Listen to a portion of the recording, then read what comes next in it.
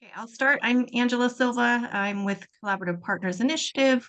We also go by CPIN. Thank you for being here today. This presentation is part of the Tacoma Capacity Building Project, and so thank you for joining us, especially after a Thanksgiving weekend. So I will bounce this over to Jen.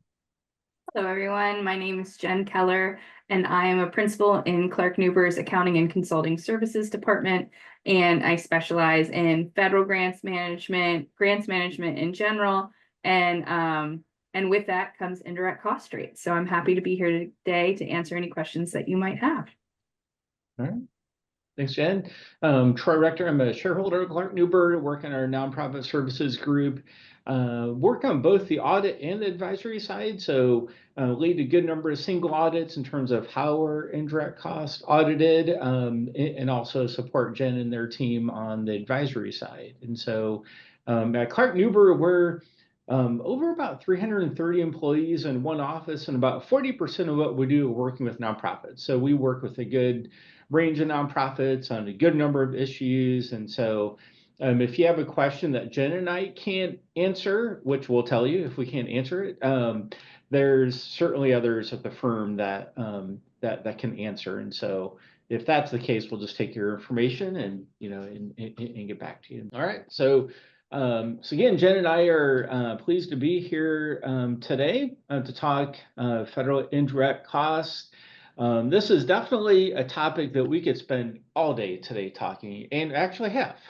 We've held workshops on indirect cost rate proposals, especially if you're looking at negotiating rates with the federal government. What we're going to talk about several different options that organizations have. So it's Jen and I. So what we're first going to talk about are what are the rules and regulations that kind of guide indirect cost recovery in federal grants. And we're going to talk about recent changes to those rules and regulations, because it's there are several nuanced areas that have come up with the revised uniform guidance, but wanted to make sure that we touched on those because there are some opportunities out there, but we're going to talk about the implementation of those regulations and how that's kind of staggered. So first here, what are all the rules and regulations that might apply to a federal grant when you receive them? What we're talking about in our presentation today is this 2 CFR Part 200. There could be other federal program regulations that apply to your federal grant, and there may be grants policy statements, different things which add to the requirements of the uniform guidance. But as a baseline, what we see on 2 Code of Federal Regulations Part 200 applies to all federal grants. So that's kind of like the overarching requirements. So when we talk about 2 CFR Part 200, or what we're now just going to talk about, the uniform guidance, it's broken out into several different chapters, where we see the chapters on indirect cost are 2 locations, 2 primary locations. First, we will look at subchapter E, the cost principles, kind of defining, what are direct costs, what are indirect costs.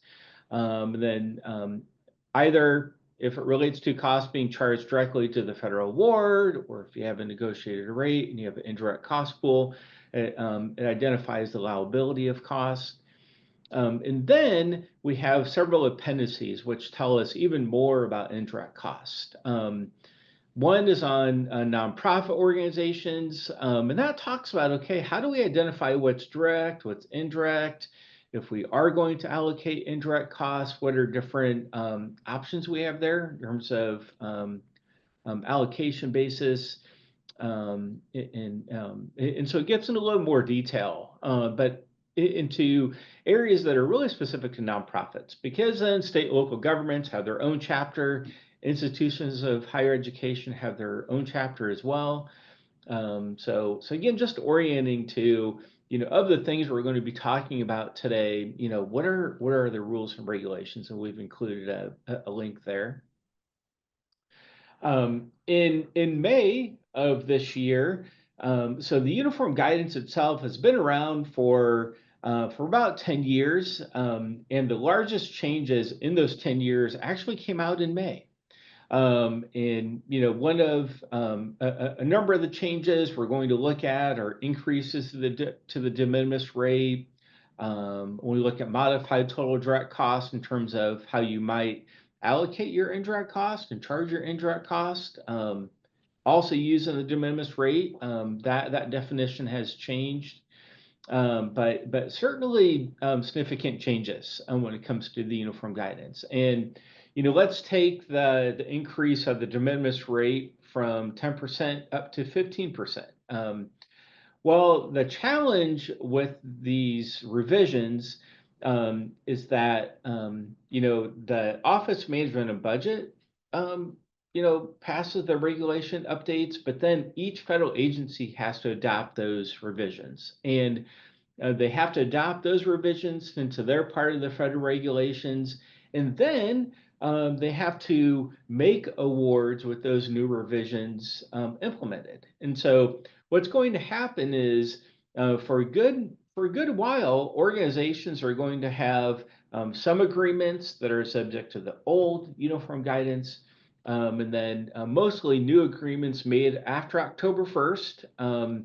For some federal agencies that haven't adopted the uniform guidance, maybe later to that, they're then going to have other agreements that are subject to the revised uniform guidance. So if you're using the de minimis rate, what that means is you're going to have some awards that are going to keep you to the 10%, and then you're going to have other awards that where the revised uniform guidance is applicable, that you could use that higher 15% rate. And so I mentioned that because when the changes originally came out, kind of the thought was, okay, we're going to have this magical date of October 1st where, anything that you do after October 1st is going to be covered under the revised uniform guidance, where you can use the larger de minimis rate.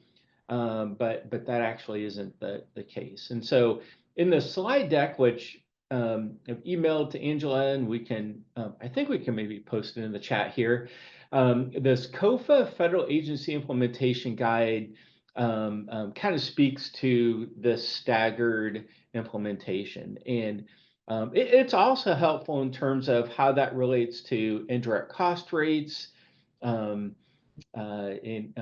so I highly encourage you to read that implementation guide if you're kind of responsible for these types of things in your organization. And so so we get into a little more detail. If you apply the de minimis rate, well then again, it's going to be new awards issued after October 1st or amendments to existing awards after that date.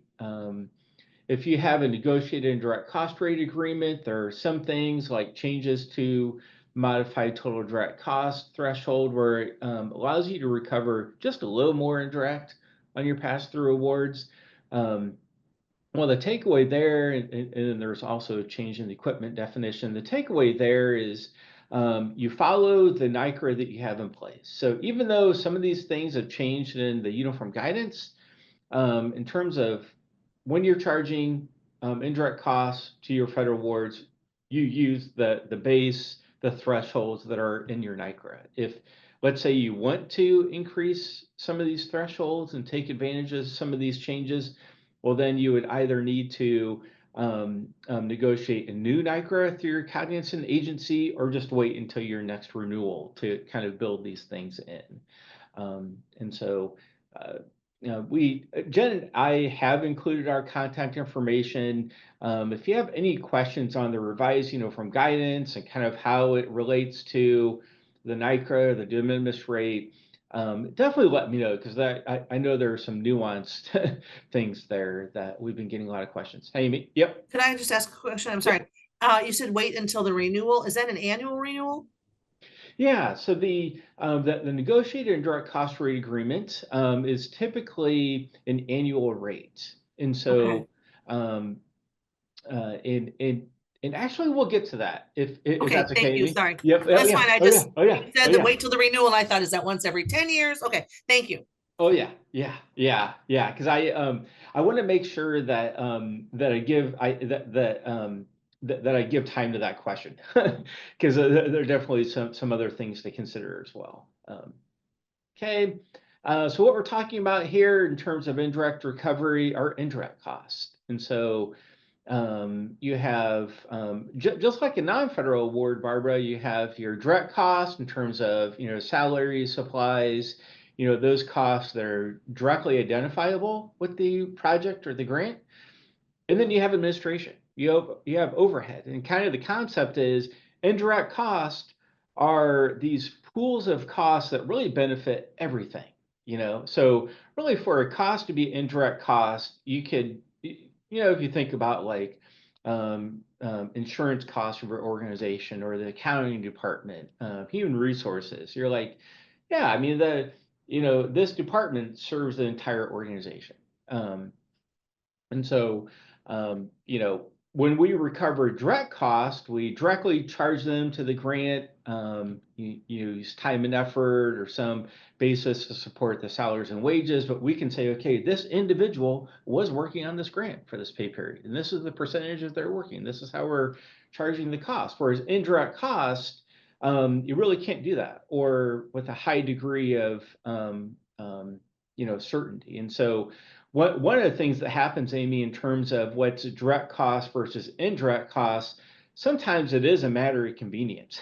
If you look at like telephone costs, you're like, yeah, we could take this telephone bill and we could use FTEs or some way of allocating it out between direct and indirect, or we're just going to put it in the direct cost pool and recover it that way. So there's a million different versions of this.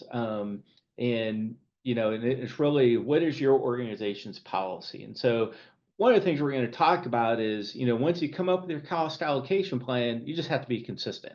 But we'll kind of talk about, if you have a negotiated rate agreement, how that plays into it too. The consistency concept is heightened there. So here we see that the definition, there's really no one. In the cost principles, there are certain types of costs where we would say generally this type of cost might be, administrative or indirect, but not absolute. And so again, we help a lot of organizations negotiate indirect costs, federal indirect cost rates, and there's all different kinds of versions out there.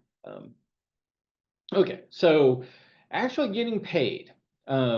So the first thing when we talk about cost recovery on federal grants, at best, we're talking about full cost recovery. There cannot be profits at all. It's cost based. So at the most, you're going to get your costs covered. And it's on the indirect cost side that we see the largest challenge there of actually just getting your overhead of your organization paid. And so we're going to talk about 3 different ways or methods that you can do that. First is the de minimis rate. So what we're going to see there is the easiest way. De minimis rate is the easiest way, but it gives you the lowest amount of recovery, dollar recovery. A pass-through entity negotiated rate, so we'll talk about that. And then the federally negotiated indirect cost rate. So that is the most involved method, the most involved process, but it's also going to give you the highest recovery. It's going to get you as close as you can to that full cost recovery on that grant. And so any of these methods, really what we're talking about is how do we burden those program costs? So for those direct costs that you're incurring on the grant, how do we burden that grant with its fair share of indirect costs? And so most of the time, either with the de minimis rate or with a negotiated indirect cost rate, it's an indirect cost rate, so like a percentage. Let's say 25% times a direct cost base. So let's say that's modified total direct cost to then come up with the indirect recovery that you're going to charge to that program. And so it is boiled kind of down to simple math, but obviously, how we get there is a little different based on which of these 3 methods that we're using. And so I'll first mention the de minimis rate. one of the things that we are going to mention when it comes to federal indirect cost rates, and I'll just put it out there now, is that a good number of nonprofits that do not have federally negotiated indirect cost rates, so a federal indirect cost rate, they typically don't have one because they do not have a direct award with a federal agency. And so a lot of community-based organizations, they receive all their funding, all their federal funding through pass-through entities like the state or the city or the county. They don't have a direct grant with the Department of Labor or a direct grant with the Department of Health and Human Services. So that whole federal indirect cost rate option is not an option for organizations. So that's why we see a good number of community-based organizations that don't have a direct federal award. They use the de minimis rate by and large. That's probably the most common recovery. And so what the de minimis rate is, it's up to, it used to be 10%. Now the uniform guidance has revised that up to 15%. But it's 15%, 10% of modified total direct costs. And so we aren't going to leave you hanging. We're going to walk through what modified total direct costs are and how you would actually calculate that. But the key bullet point there, well, number one, the condition for use, the only qualifier to use the de minimis rate is that you cannot have another rate methodology or a federally negotiated indirect cost rate in place. And so that's the only condition, is that you can't be doing another version of indirect recovery and use the de minimis rate. It's kind of the key there. So it used to be that there was a condition that you never have had a federally negotiated indirect cost rate, but they removed that. But the key thing here is really in that third bullet point is no proof of cost are required.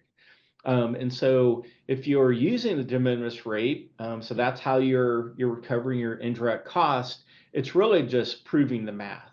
What you're not required to do with the uniform guidance is clear, is if you're using the de minimis rate, you don't have to prove out that your administrative overhead costs are, 10% of modified total direct cost, or, essentially proving out your rate as if it was a federally negotiated rate. The uniform guidance says, no, this is a de facto rate. There's no proof of costs that are required. In addition, nonprofits are still not required to charge indirect cost. And so we have some organizations that they're like, the direct costs don't even pay the full budget, let alone, trying to recover indirect costs. And so it's still not required that you charge indirect costs.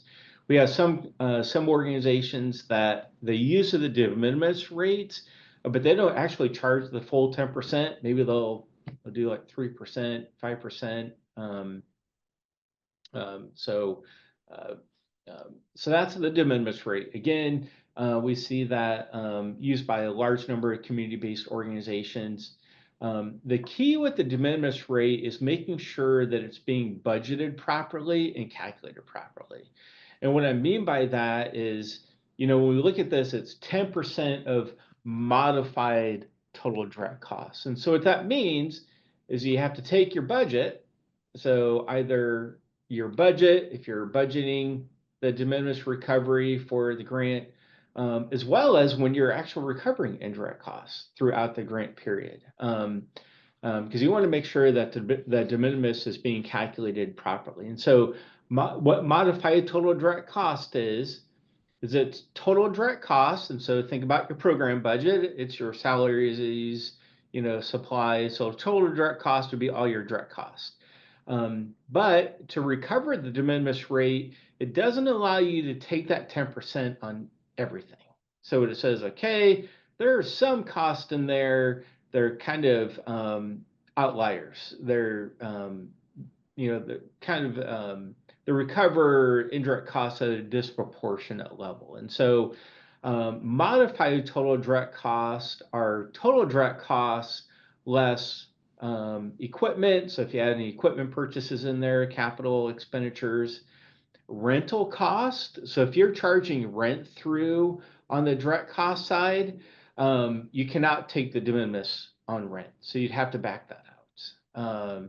Let's say that you have subawards. So you're turning around and with this federal program, federal grant, you're making subawards, to other organizations, maybe operators of your workforce sites. And so the modified total direct cost only allows you to collect indirect recovery on the first $25,000 of those subawards. And so the new threshold under the uniform guidance is $50,000. But that's a big deal, right? Because like let's say that you had a $1 million project. Okay, you have a $1 million project, and you're passing $900,000 of that through to pass-through entities. The only de minimis recovery that you're going to be able to get on that $900,000 is the first $25,000, or the first $50,000 if it's under the revised uniform guidance. So that's why when we look at modified total direct cost, we need to make sure that we're calculating that for when we're applying our de minimis recovery. So to kind of look at the math of de minimis rate, so again, it's a simple rate in terms of almost everybody can use it. Okay, 10%. It's either going to be 10%, 15%. But again, it's in the calculation of that rate. So like in this example, we have our total direct cost here. So to the left, $150,000 of wages, $5,000 of supplies, a couple of $1,000s of rent. We have subaward cost of $30,000. So our total direct cost are $187,500. So if we're going to use a de minimis rate, we can charge 10%, but it has to be of modified total direct cost. So that means in order for us to get there, we start with our 187 of direct cost, but we can't take the de minimis on rent. So we have to back rent out. And then we are only able to take the indirect recovery on the first $25,000 of that subaward. And so we have to back out everything over that 25,000. So then that leaves us with 180,500 times the 10%, and that's our indirect recovery. And so what we recommend for organizations that apply the de minimis rate is that you essentially have a worksheet like this where it documents how you're calculating the de minimis recovery, and require that both at the budget time, so when you're coming up with the grant budget, as well as when you're invoicing the grant. So just making sure that the math can be proved out, because when we audit the de minimis recovery, what we're going to do is we're going to select a sample of your grant invoices, and we're going to recalculate. We're going to recalculate what we think modified total direct cost should be. And so again, just making sure that the math is proved out on that. It's also a good tool to use when you're monitoring your subawards and your subrecipients to make sure that they're calculating their indirect costs correctly as well. So taking their invoices and putting it through your calculator to make sure that that indirect cost calculation is accurate on their side as well. Yeah. Okay. This next, I kind of call this never really thought about it before, but it's kind of the in-between method. So it's not the de minimis method, because you're like, hey, we want to get paid. We need to get paid more than the de minimis rate in order to stay afloat. And you'll find, Barbara, a lot of foundations, so non-federal funders, they oftentimes limit their indirect recovery. And so, if you look at, if it's a federal grant, you can, take the de minimis rate. If it's a non-federal grant, I see foundations that'll limit it, their admin rate to like 3% or 5%, or, for some organizations that,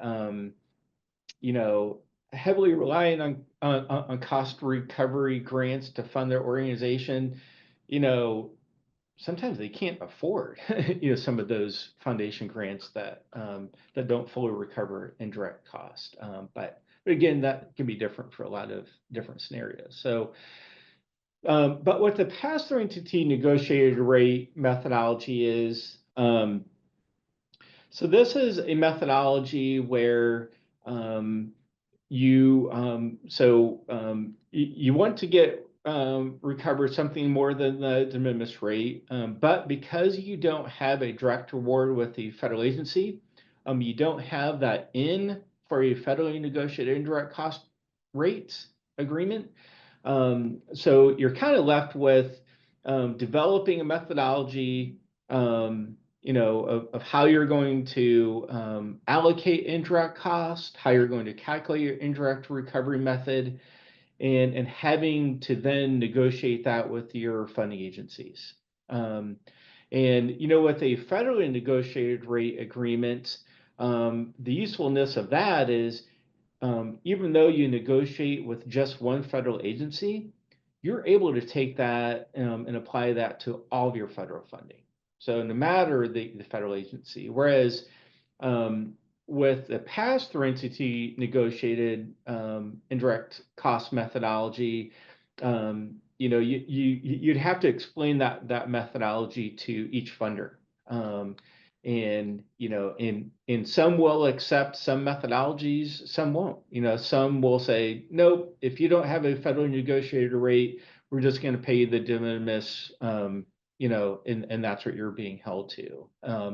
And so we do actually on the pass-through entity negotiated methodology. So that would be you know, maybe you're pooling types of costs, and you're using like FTEs or total costs or project costs as a percentage of total cost, but you're essentially on a monthly basis doing this cost allocation to figure out, you know, how you're going to burden each program with these pools of admin or indirect costs. And so we see that used a lot with like community action agencies. So the direct allocation method is what it's called.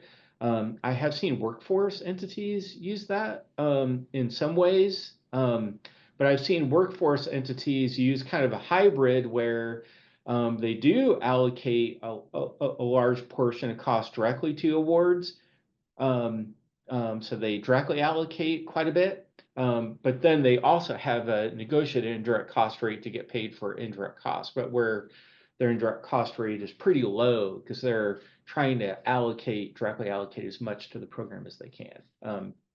So the thing with the pass-through entity negotiated methodology that I'll say is not every pass-through entity is willing to review your methodology and give it their stamp of approval. And they aren't required to. The standard encourages them to do that. But that's some of the challenges sometimes I see with entities where they have a cost allocation methodology where they really try to fully burden grants with indirect costs. I see them come up to issues with fund agencies. But if you're a type of entity where you're really just working mostly with a limited number of funders, you've been working with them for years, you know, sometimes they can actually kind of successfully do this. So then we have federally negotiated indirect cost rates. And so a federally negotiated indirect cost rate agreement, so it is a cost allocation plan, and it calculates your overhead rate on all of your activities, not just federal grants. So if you really look at, if you want to know, okay, what is our overhead rate for our entire organization? Well, the federal negotiated indirect cost rate tells you what that is because you use all of your costs. And when you're negotiating rates, you're always negotiating rates prospectively. So either for a rate in the year that you're in, or maybe you're trying to establish a rate for next year and going forward. But what they don't want you to what they're not in the business of is negotiating rates of closed years. So like if you have If you're a fiscal year, June, year ended June 30, 2024, and you've never had a federally negotiated indirect cost rate, well, then you would be submitting a proposal probably based on 2024 actual numbers, but then for your 2025 rate. And the way that the negotiation occurs, or the way this works, and here we have that, again, a federally negotiated indirect cost rate is really the best way of trying to achieve full cost recovery. And as we mentioned before, you have to have that direct federal award in order to have a federally negotiated rate. And so the way that works with a negotiated rate, like I was mentioning to Amy, is most organizations will have something that looks like this, a NICRA. So if you have an ongoing federal negotiated indirect cost rate, you're going to have a NICRA. Something looks like this. So no matter the federal agency, all NICRAs look the same. And what this has, most nonprofits are given a provisional rate, which then will ultimately become a final rate. And what that is a provisional rate, is you can look at that as being like a budgeted rate.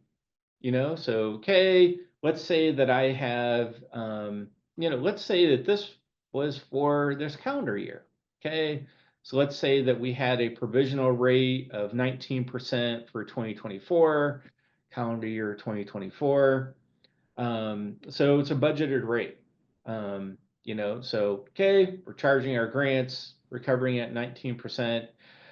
So then what you would then be required to do is once 2024 closed, so once calendar year 2024 is done, you have 6 months to then submit your indirect cost rate proposal that finalizes your rate for 2024 and then establishes what your budgeted rate is going to be going forward. And so what that would mean then is, okay, let's say we had a budgeted rate of 19% for 2024. Okay, we need to finalize that rate. So ultimately, the federal agency wants to know, well, what were your actual costs? What was your actual indirect cost rate?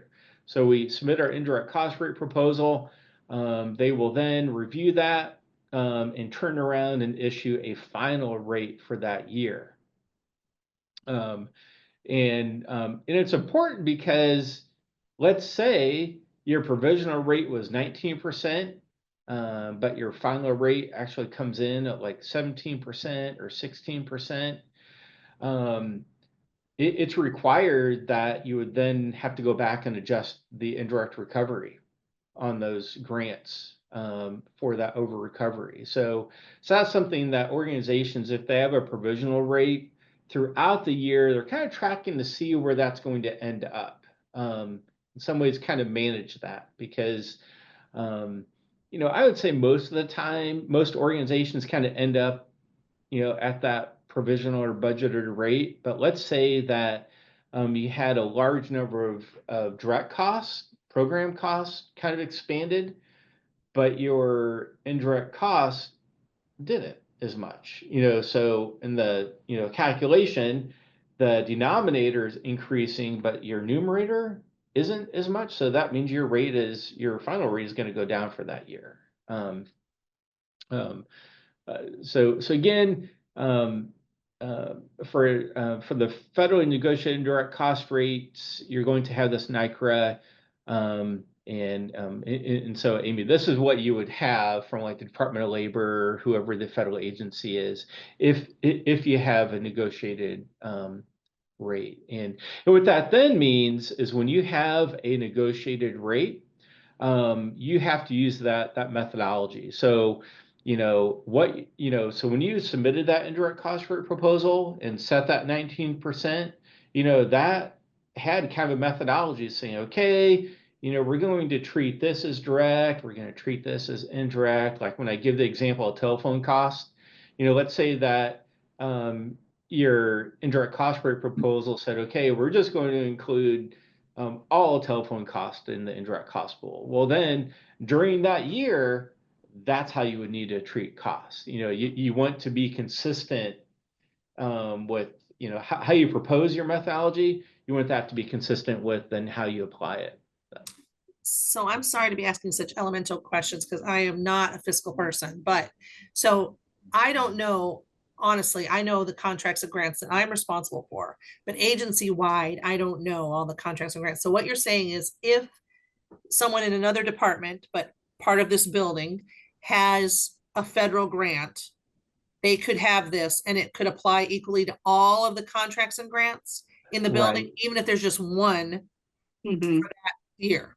Right. So that's the question I have to find out. That's right, Amy. And maybe Right. somebody in fiscal already knows these things. That's what I'm saying. I'm really trying to learn, but okay, Yep. thank you. Yep. So again, Just wanted to be clear, that's how I understood it. Okay. yeah. And that's the great thing about a federally negotiated rate is that you can use it for all of your grants. So fiscal goes through that process. You would use it for all your federally funded grants.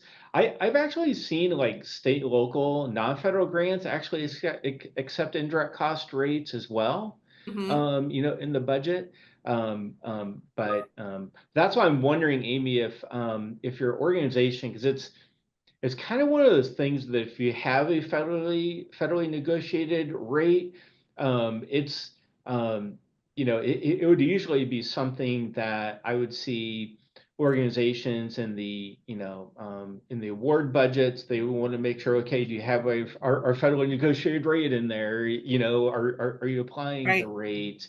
I'm pretty sure that we do not, because I Right. hear all the time they're trying to negotiate with different funders around the rate for this fund, and this grant will only do 2% and this one will do up to 12. So I'm pretty sure that we don't. I know I don't have a federal grant right now or a federal contract right now, but I can't speak for the other half of the agency, but I'm pretty sure we don't. So thank you. That's super helpful and clears things up for me. Thank you.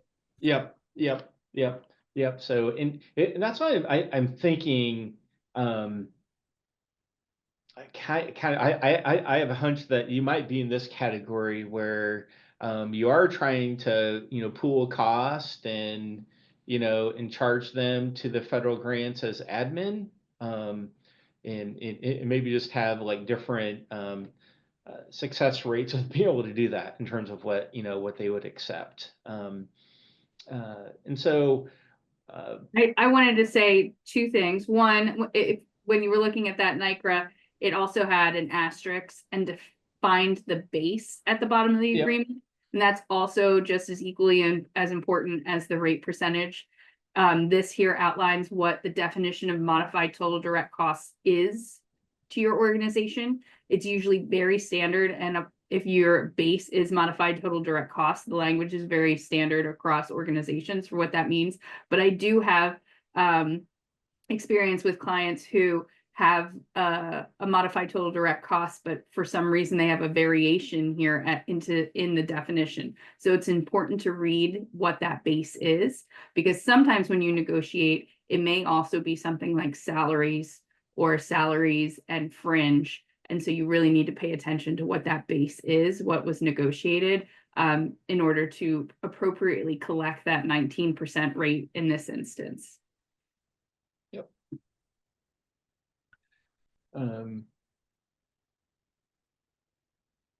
So in terms of federal indirect cost rate proposals, determine your federal cognizant agency for indirect costs. So that would be the federal agency that you get the most of your direct federal assistance from. So common federal agencies that we see indirect cost rates: Department of Health and Human Services, HUD, Department of Labor, Department of Education. Some smaller federal agencies will actually use the Department of Health and Human Services to negotiate rates for them, but typically, so if you have a direct federal award, and let's say, hey, we want to get an indirect cost rate, you would typically inquire through the grants officer on that award, who would then make an introduction to the indirect costs department within the federal agency to get the process going. But that, but again, the indirect cost negotiators at the federal agency they'll want to see, okay, what direct award are you going to use this on? But the beauty of again is if you get that in place, you can use it on all of your federal grants, pass through and direct.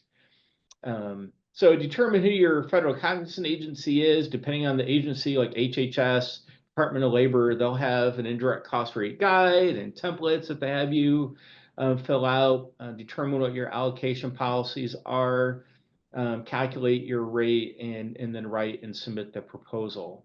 And so I would say for probably most of the first time rate proposers, organizations going through this for the first time, they'll usually work with a firm or someone who has experienced an indirect cost to kind of at least guide them through the process, and kind of in terms of building their internal rate, submitting it to the federal agency, answering questions, and then just administratively year after year, that is something that you'll need to submit. So most indirect cost rate agreements do require audited financial statements to be submitted with the indirect cost rate proposal. So kind of the takeaway here is if your organization is going to, you've heard from a board member, executive director, we need to get a federal rate. We need to increase our indirect recovery on our federal grants. It is doable. A lot of organizations go through that process, but it's also kind of a commitment. So just meaning that, okay, we're gonna have to manage that process, put some administrative effort each year to submitting our proposal. I have seen instances like with turnovers of CFOs where organizations just weren't keeping up with the annual submission. They had a rate expire, and all of a sudden they can't collect anything, or they just go back to the de minimis rate, and it becomes a little more complicated at that point. So in terms of the calculation, so if we think about the de minimis rate was 10% of modified total direct costs. So again, it's just taking your indirect costs, then dividing it by what's going to drive those indirect costs. And so I'd probably say a majority of social service community-based organizations use modified total direct cost as their direct cost base. Some organizations use salaries and wages. We see that a lot with research institutes. They'll use salaries and wages. But again, kind of stick with your base, and that's what you have to go off of. And as Jen had mentioned, making sure that that you apply your rate according to what the NAGRA says your base is. Different indirect cost rate types. We've talked about provisional, final rate. And so most nonprofits, that's what you're going to get. You're going to get a provisional rate, which then is a budgeted rate. Again, you'd submit your annual submission that has your actual numbers for the year. They'll finalize that rate and say, okay, based on your 2024 numbers, your final rate is 17%. And oh, by the way, that's what your budgeted rate for 2005 is, or 2006. So. And usually I would say that your grant report is, you can't finalize a grant until you get your final rate and can apply it. So if your award ends, it may stay open technically until you get your finalized rate so that the true costs can be recorded for that financial report and the grant can be appropriately closed out. Yeah, and one of the changes of the uniform guidance revisions that actually in the closeout section added language around this, saying that even if an entity has a negotiated rate, that the grants officer on that grant can agree to a final rate on that specific award and close the grant out on that final rate. So it's going to be interesting to see how that works out, because that was never there before. But I know federal agencies are really, even Congress, the Government Accountability Office, they're really focused on making sure we're getting these grants closed out. So then we have fixed rate. We see this with our Indian, our Native American tribes. And in some, like with state and local governments, we'll see a fixed rate with carry forward, so that the only difference between that provisional and final rate is that settlement, or that difference.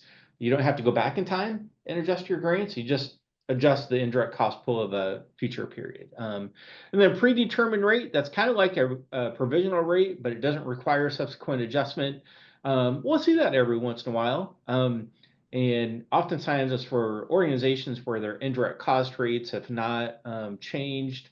I have seen organizations negotiate your predetermined rate when they know that their indirect cost rate, because reorganization, it's going to be in flux over the next 2 or 3 years. And so they just want to stabilize, and they'll actually negotiate a predetermined rate. But what that means, though, is if your actual indirect cost rate ends up coming in more, larger than the predetermined rate, well, then too bad. Kind of have to stick with that predetermined rate. So, all right. So again, we've talked about managing indirect cost recovery here. So again, with federal grants, the goal is always full cost recovery. It's just a matter of do you have an opportunity to get there? And do you have the resources? Are you committed? So, to getting there, if you don't have a federally negotiated rate, but that is something that that you want to do, that option is there. Again, as we mentioned, a lot of organizations still use the de minimis rate, and just making sure that it's being properly calculated and applied on the grant.